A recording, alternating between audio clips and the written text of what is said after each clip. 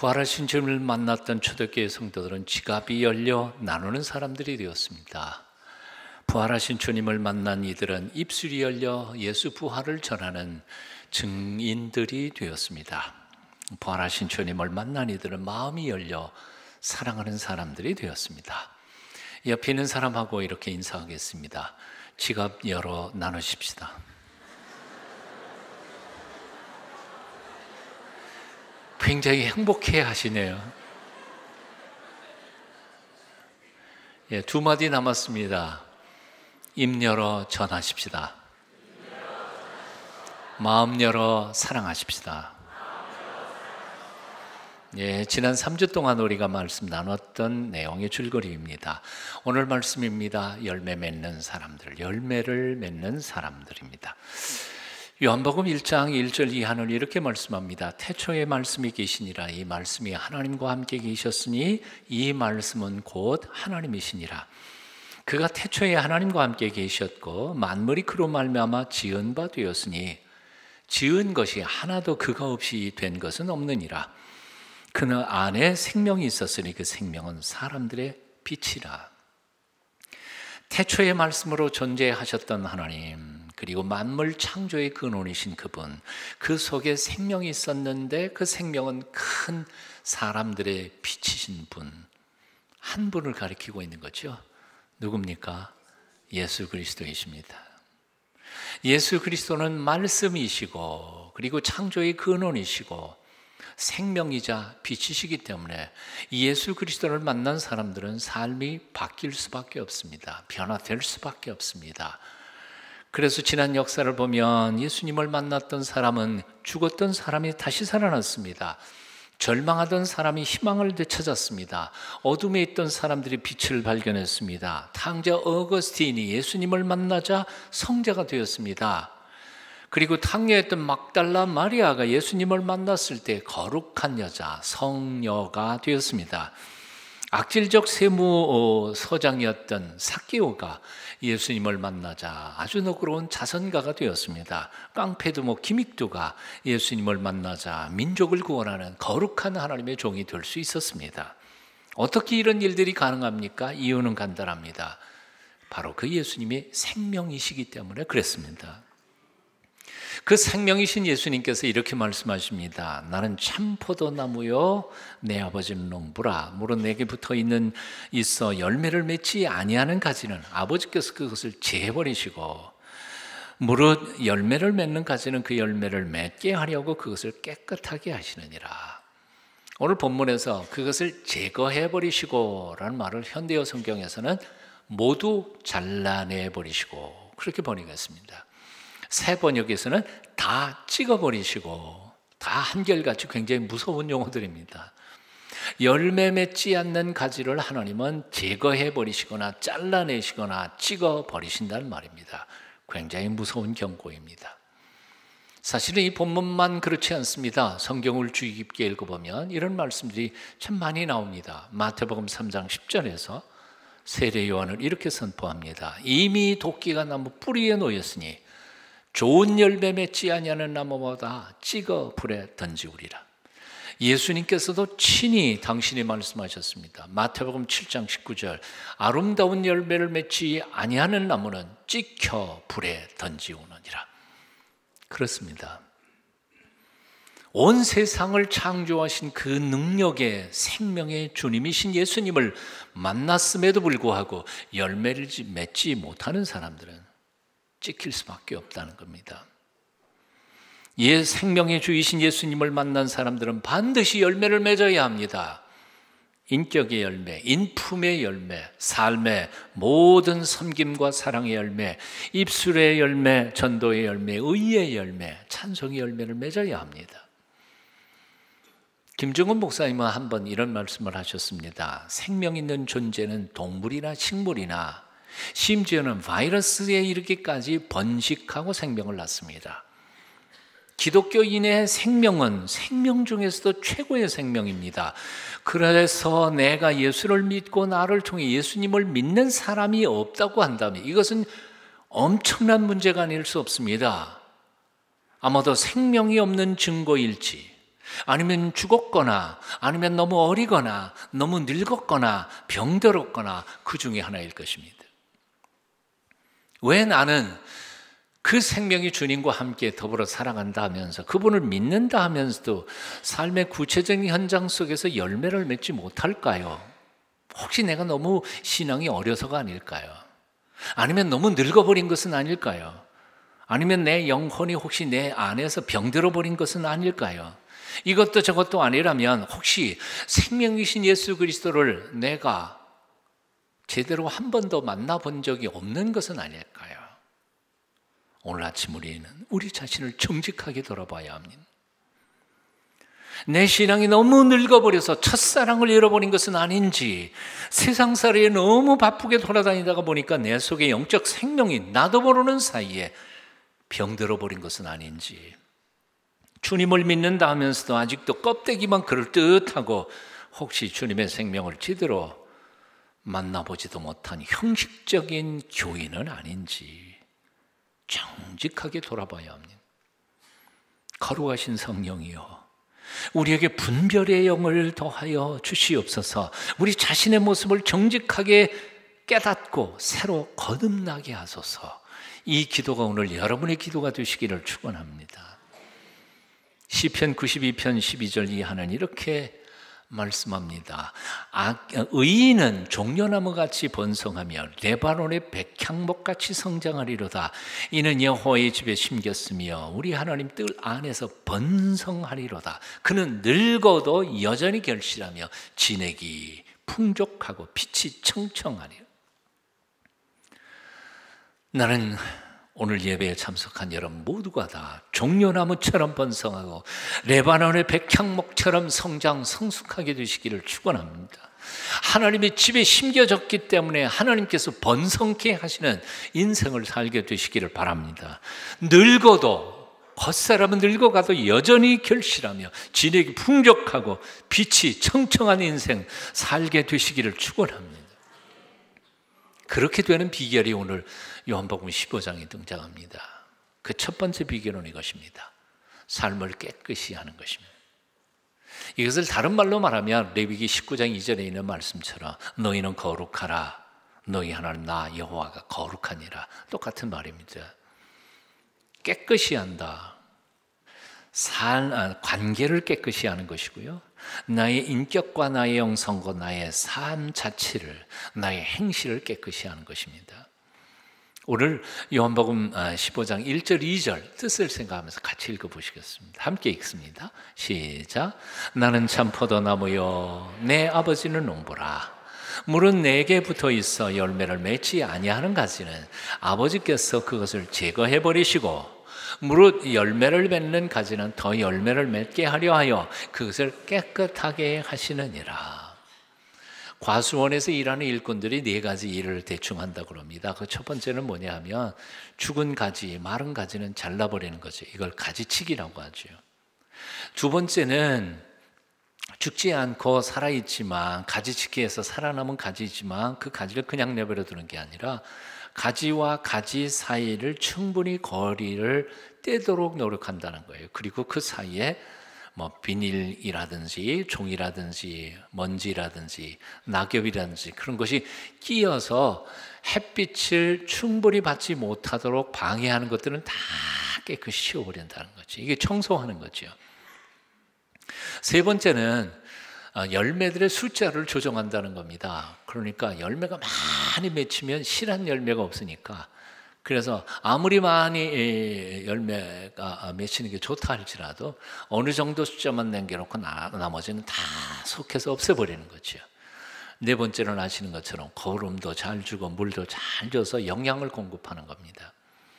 이 4가지의 과수원지기가 일하는 것 중에 첫 번째, 두 번째가 오늘 요한복음 15장에 나오는 하나님 아버지께서 일하시는 것과 똑같다는 생각이 듭니다. 첫 번째 뭐예요? 가지치기 하는 것이고요. 두 번째 뭐예요? 깨끗이 하는 겁니다. 열매를 맺지 아니하는 가지는 아버지께서 그것을 제거해 버리시고 가지치기 하는 겁니다. 우리의 삶에서도 풍성한 열매를 맺기를 원한다면 삶 속에 가지치기를 잘해야 합니다. 나의 삶 속에 불필요한 것들을 버려야 합니다. 사실 생각해 보면 우리 인생들에는 불필요한 것들이 너무 많습니다. 너무 많이 우리는 소유하려고 하고, 그리고 이미 너무 많이 소유하고 있습니다. 그런데도 만족하지 못한 채 우리는 더 소유하려고 욕심을 부립니다. 그래서 필요하지도 않은 것들을 관리하다가 보니까 우리의 모든 에너지가 다 쏟아져 버렸습니다. 그래서 창조적인 에너지가 살아남지 않아요. 관리하는 것으로. 우리의 몸에는 불필요한 영양이 너무 많이 축적되어 있습니다. 그러다가 보니까 고혈압에, 당뇨에, 온갖 성인병 다 걸려 있습니다. 현대인들의 모습은 다 그런 거예요. 사실 영양실조는 몇 퍼센트 안 돼요. 너무 많이 먹어서 우리는 문제인 거죠. 무거운 몸을 지탱하다가 보니까 척추도 나가고 무릎도 다 고장이 났습니다. 그래서 어떤 분의 얘기를 들어보니까 건강이라고 하는 건 아주 간단한데요. 불필요 없는 걸 빼버리면 건강해진다는 거예요. 예? 어렵게 생각할 게 없는 것 같아요. 살 뺀 만큼 건강해진다. 욕심을 버린 만큼 행복해진다는 거예요. 사치, 향락, 거품, 쓸데없는 명예욕, 시기, 질투심 다 비우고 버리면 풍성한 인생을 살게 된다는 거예요. 그래서 히브리서 12장 1절은 이렇게 말씀해요. 공동 번역으로 제가 읽어드릴게요. 이렇게 많은 증인들이 구름처럼 우리를 둘러싸고 있으니 우리는 온갖 무거운 짐과 우리를 얽어매는 죄를 벗어버리고 달려야 할 길을 달려야만 합니다.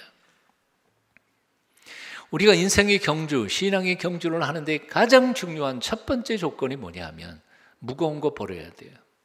마라톤 하는 사람이 옷 두껍게 입고 어떻게 뛰겠어요? 무거운 죄 다 벗어버리고 얽매이기 쉬운 것들을 다 벗어버리고 가볍게 달릴 수 있어야 돼요. 잘라낼 것 잘라내고 버릴 것 버리고 포기할 것 포기해야 한다는 거죠. 어떤 시각장애인이 산길을 걷다가 밤중에 그만 헛디뎌가지고 절벽을 떨어지기 시작했습니다. 한참 떨어지다가 허우적거리다가 마침 이렇게 잡히는 게 있어서 잡았어요. 그 나무 뿌리인지 뭔지 모르지만 하여튼 칵 잡고 매달려 있습니다. 이거 놓으면 죽는다 생각하고, 그리고 소리를 지릅니다. 사람 살려, 사람 살려. 오밤중에 거기 지나가는 사람들이 있을 리가 없죠. 그런데 그렇게 밤새도록 매달리고 소리 지르다가 새벽녘에 한 사람이 지나가는 소리가 들렸습니다. 그래서 사람 살려 그리고 소리를 지르니까 그 사람이 이렇게 내려다 보니까 다 떨어지고 손을 딱 놓으면 발바닥하고 땅바닥하고 한 10cm도 안 되는데 거기서 막 매달리고 있으니까 그 사람이 이렇게 말한 거죠. 손 놓으세요. 그럼 삽니다. 딴 사람 없어? 거짓말인 줄 알고 믿지 못하니까 계속 매달리는 것이. 손 놓으면 살아요. 우리는 버리면 죽을 것 같아요. 포기하면 인생 끝장나는 것처럼 생각돼요. 그러나 놀라운 비밀이에요. 놓으면 살아. 포기하면 더 풍성해져. 한번 따라해 보시겠습니다. 버리면 산다. 포기하면 행복해진다. 가지치기예요. 가지치기. 두 번째, 깨끗하게 만드는 겁니다. 가지는 처벌이 돼요. 그리고 남아있는 것들을 깨끗하게 정리해야 됩니다. 자, 2절 우리 한번 아까 읽은 거 다시 한번 더 읽어보실까요? 2절 읽습니다. 시작. 물은 내게 붙어 있어 열매를 맺지 아니하는 가지는 아버지께서 그것을 제거해 버리시고, 뭐라고요? 가지치기 하고요. 두 번째요. 무릇 열매를 맺는 가지는 더 열매를 맺게 하려 하여 그것을 깨끗하게 하시느니라. 마르고 죽은 가지들을 잘라버렸다고 모든 것이 끝난 것은 아닙니다. 이제는 남은 가지들을 가지런히 정리하여 간격을 유지하게 하고 먼지나 지저분한 것들이 그 틈새를 메우지 않도록 청결하게 유지해야만 햇볕을 잘 받아서 튼튼하고 좋은 열매들이 풍성하게 맺힐 것입니다. 우리의 영성 생활도 마찬가지입니다. 하나님의 은혜의 빛이 골고루 우리의 삶의 현장 속에 비춰주시도록 우리는 우리의 삶을 깨끗하게 정리해야 합니다. 본문에서 깨끗하게 하신다는 말은 불결한 것을 없애고 청결하게 한다는 말입니다. 또는 거룩하게 한다는 말입니다. 우리가 아무리 집안을 대청소를 해도 시간이 지나가 버리면 또다시 먼지는 구석구석에 쌓이는 것처럼 지난날 우리의 허물과 잘못 다 회개하고 바로 살기로 결단하고 가지치기를, 영적 가지치기를 해도 시간이 지나가면 또다시 더러운 것들 우리 속에 들어오게 마련입니다. 그래서 우리는 언제나 우리 자신을 돌아보고 성찰해야 합니다. 공자님은 일일 삼성, 하루에 3번 자신을 성찰하셨다고 하지 않습니까? 저녁에는 하루 종일 돌아보며 우리 자신을 살펴보고, 거룩한 주일날은 지난 한 주간을 조용히 돌아보며 하나님 앞에 바로 설기를 간구해야 합니다. 매일 매 순간 우리 자신 속을 들여다보며 필요 없는 것들을 계속해서 자르고 버려야 합니다.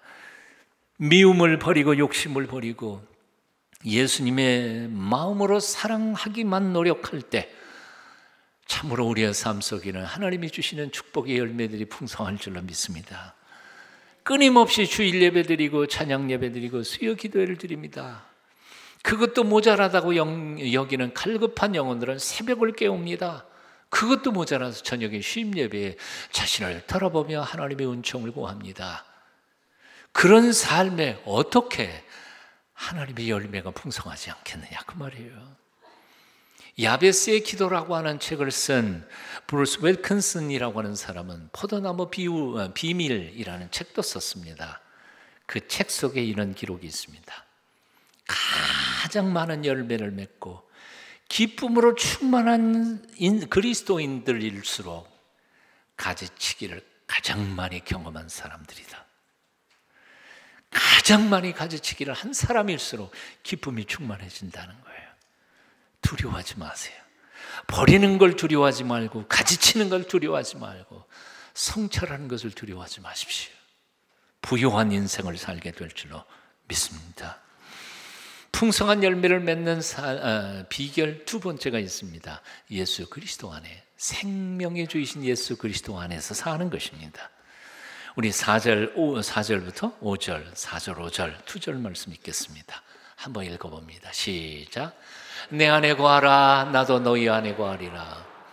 가지가 포도나무에 붙어 있지 아니하면 스스로 열매를 맺을 수 없음같이 너희도 내 안에 있지 아니하면 그러하리라. 나는 포도나무여 너희는 가지니 그가 내 안에 내가 그 안에 거하면 사람이 열매를 많이 맺나니 나를 떠나서는 너희가 아무것도 할 수 없습니다. 원줄기에서 잘려진 가지는 열매를 맺을 수 없습니다. 아니, 열매를 맺는 정도가 아니라 목숨조차도 부지할 수 없습니다. 물을 떠난 고기가 살 수 없는 것처럼 생명의 근원이신 예수 그리스도를 떠난 신앙인은 결코 살 수 없습니다. 그래서 주님은 말씀하십니다. 나를 떠나서는 너희가 아무것도 할 수 없습니다. 여기 아무것도라는 말은 선한 일만을 얘기하는 게 아니라 아예 너는 존재할 수 없다는 말입니다. 살 수도 없다는 말입니다. 어떤 사람들은 좋은 일을 많이 하면 좋은 사람이 된다고 착각하는 사람들이 있어요. 그리고 몇몇 종교들은 또 그래요. 좋은 일 많이 해서 착한 사람 되려고 해요. 그런데 성경에서 우리에게 가르쳐주는 것은 정반대입니다. 좋은 일 많이 해야 좋은 사람 되는 게 아니라 좋은 사람이 되어야 좋은 일을 할 수 있다는 거죠. 이것을 복음서에서 주님께서는 좋은 나무와 좋은 열매의 비유로 가르쳐 주십니다. 좋은 나무가 좋은 열매를 맺고 나쁜 나무가 나쁜 열매를 맺나니 나쁜 나무가 좋은 열매를 맺을 수 없고 좋은 나무가 나쁜 열매를 맺을 수 없다는 거예요. 자, 거꾸로 얘기해 볼까요? 나쁜 나무가 좋은 열매를 맺으려고 노력하면 어떻게 될까요? 빨리 대답해 보세요. 나쁜 열매를 많이 맺는 거예요. 오늘날 교회 다니는 많은 사람들 중에 그렇게 되는 사람들이 너무 많아요. 사람은 바뀌지 않았는데 좋은 일 많이 거룩한 척 하려고 그러니까 이중인격자가 되고요. 그리고 사기꾼이 돼요. 종교적인 거룩한 사기꾼이 돼요. 사람이 바뀌어야 돼요. 주님께서 말씀하신 거예요. 먼저 네 나무부터 바꿔라. 그래야 좋은 열매 맺지.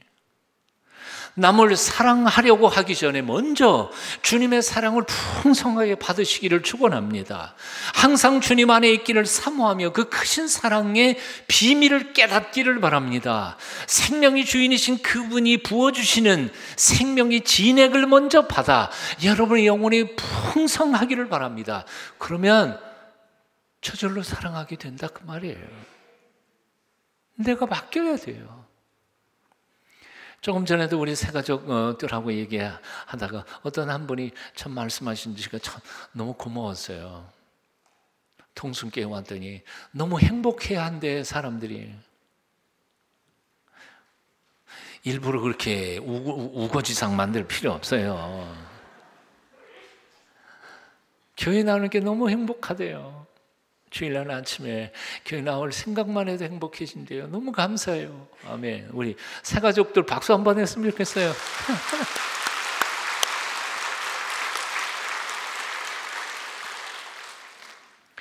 누가 그 행복을 깨거든 저한테 일러라 그랬어요.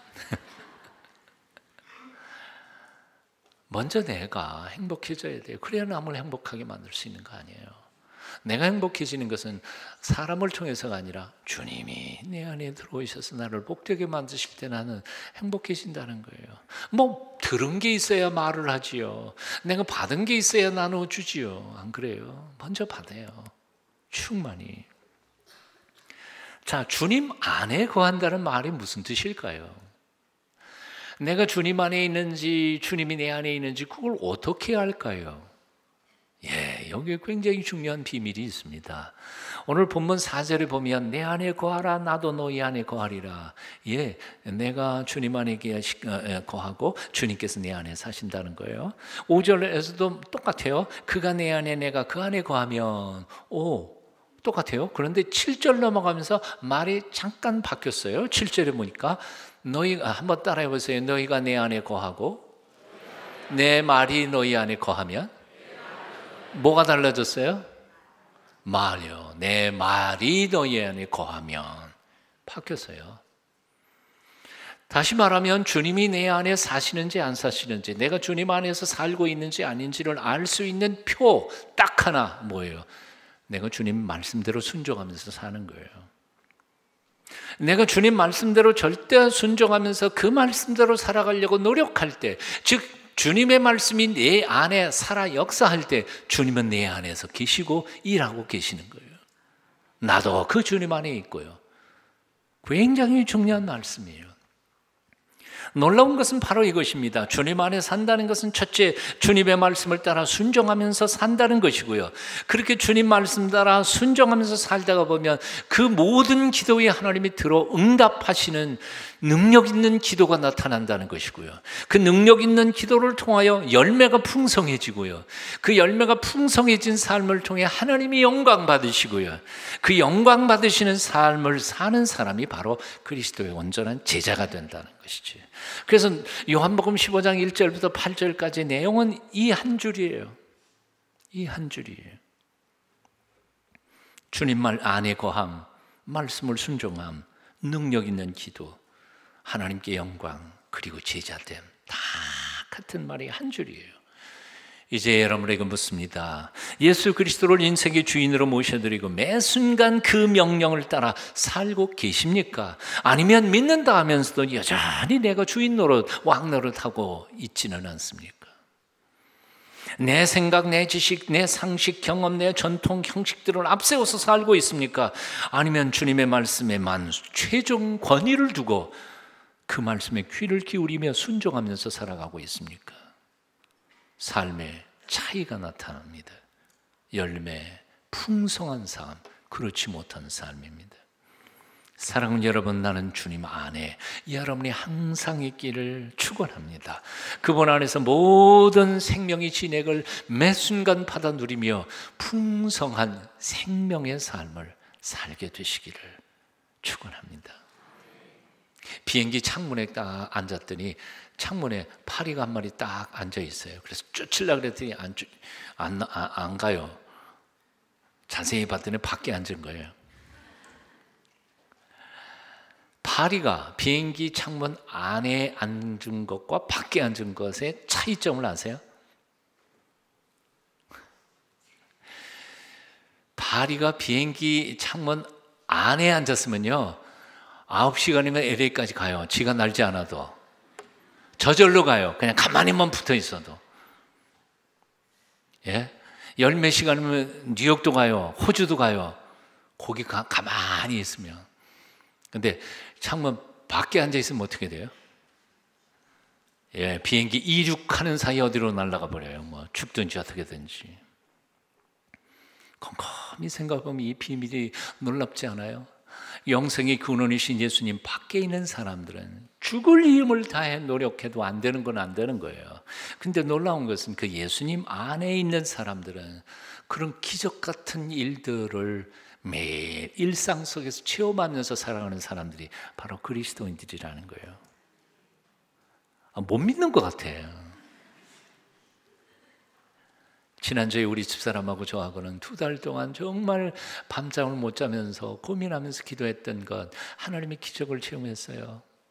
그래서 너무너무 감격해가지고 우리 집사람하고 저하고 둘이 감격하며 하나님 앞에 찬송하며 기도하며 감격했어요. 뭔지는 나중에 알려드릴게요. 그런 일이 있었다는 것만. 김중건 목사님이 저 청년 시절에 늘 고백하셨던 그 간증문이 아직도 기억해요. 김소월 시인의 시를 읊으면서요. 예전엔 미처 몰랐어요. 주님께서 그렇게 정확하게 나의 기도를 들어주시는 줄을. 예전엔 미처 몰랐어요. 주님께서 나를 그렇게 정말 사랑하시는 줄을. 생명이신 예수님 안에 살기를 열망하십시오. 그 말씀 절대 순종하며 살기를 노력하십시오. 주신 약속의 말씀 붙잡고 능력 있게 기도하십시오. 예전에는 상상도 못했던 풍성한 삶의 열매들이 여러분의 삶 속에 풍성하게 맺히시기를, 그리하여 하나님께 영광을 돌리며 살아가는 삶을 살기를 축원합니다. 기도하겠습니다. 생명의 주님, 우리가 한순간도 주님을 떠나지 않고 주님 안에 머물 수 있도록 우리를 든든히 붙잡아 주시옵소서.